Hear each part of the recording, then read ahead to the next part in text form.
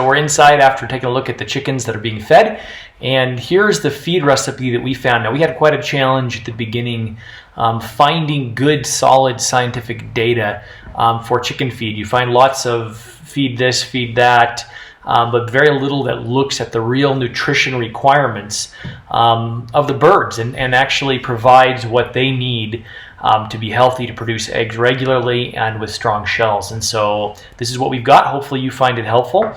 There's two options. You've got the soy and fish meal, and then you have just the soy-based laying feeds. And you'll see we have, in the case of layers, 4 different levels. We have the starter, the grower, the developer, and then the pre-layer. And so that pre-layer is really what we use also during the laying period. And so what you basically have happening is you have a situation where you're increasing the calciums, you're dealing with proteins and those things differently depending on whether you're growing or whether you're sustaining.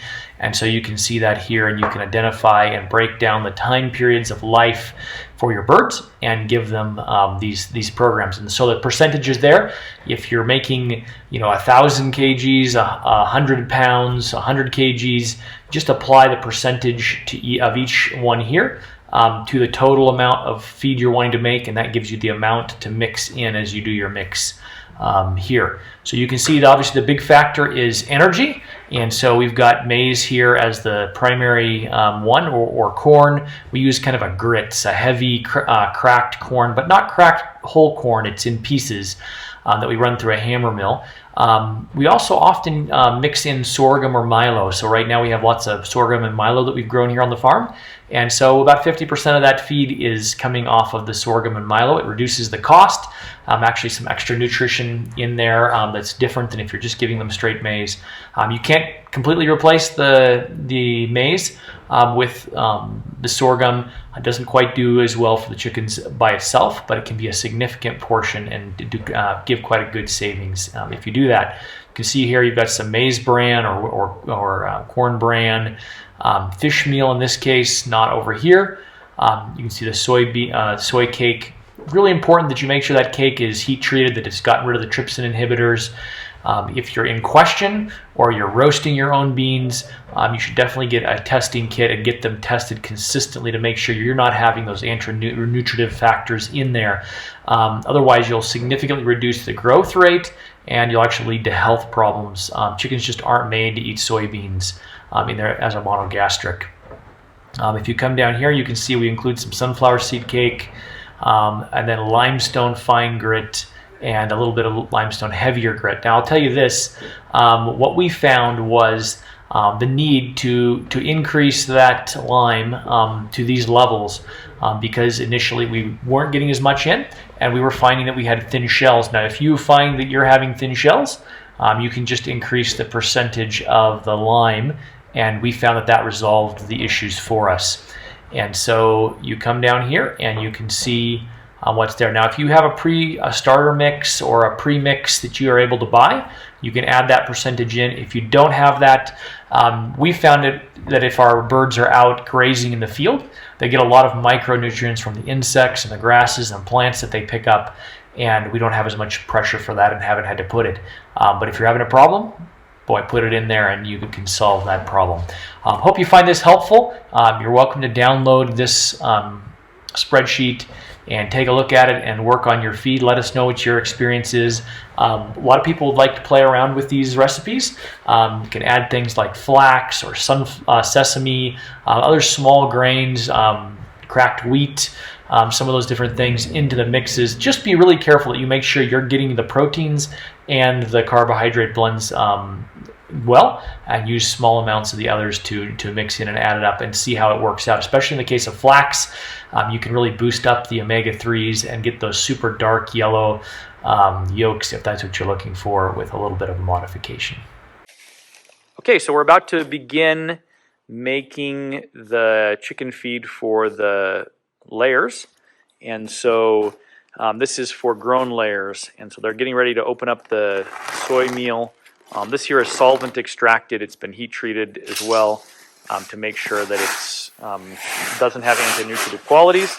So what we do is we go ahead and dump the products together into a pile, and then what will happen is we'll actually go ahead and add in the maize grits or corn grits. We'll add in the sorghum. We've got some white sorghum or Milo, red sorghum and Milo, and then we also have some wheat bran, and we'll be putting that in, or not wheat bran, maize bran, that we'll put into the feed. And so what you'll see here is they're going to go ahead and finish putting all the ingredients here in, and then I'll show you what we do to get it mixed thoroughly.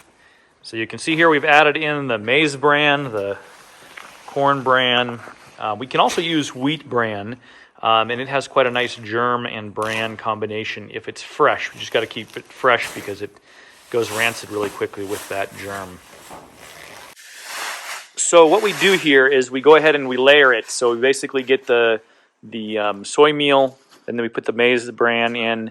Then now we're putting in the maize or corn grits, and we kind of layer it and spread it out as part of the process. We'll still add in the other ingredients, and then I'll show you how we do the mixing to make sure we get a good thorough mix.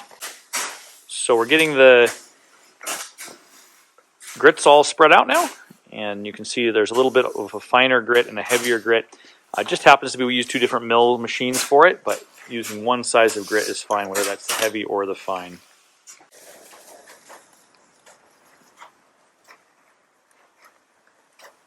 So this is the lime and the salt being put down and putting on the top of the pile just before we do the triple mix. Okay, so this is the point at which we begin to do the mixing.